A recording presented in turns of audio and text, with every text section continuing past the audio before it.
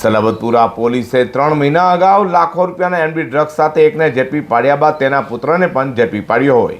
જેણે એમડી મામલે શાહપુરના યુવાનનું નામ જાહેર કરતા એસઓજી પોલીસની ટીમે વોન્ટેડ આરોપીને પણ ઝડપી પાડ્યો છે.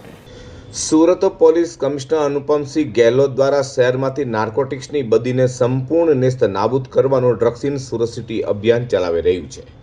ત્યારે એસઓજીના નાયબ પોલીસ કમિશનર રાજદીપસિંહ નકુમના માર્ગદર્શન હેઠળ પીઆઈની ટીમ પેટ્રોલિંગમાં હતી.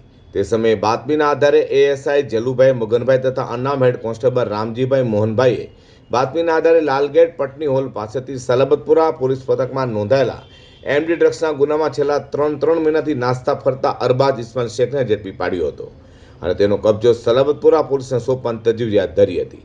આરોપીએ કબૂલાત કરી હતી કે ગત તારીખ 28મી એપ્રિલના રોજ સલાબતપુરા પોલીસે ખલીલ લુકમાન શેખને એમડી ડ્રગ્સ સાથે પકડ્યો હોય, જેમાં તેનો દીકરો તોસીફ શેખ વોન્ટેડ હતો, જેને પણ પોલીસે ઝડપી પાડતા તેને પોતાનું એટલે કે અરબાઝ શેખનું નામ આપ્યું હોવાનું સામે આવ્યું છે.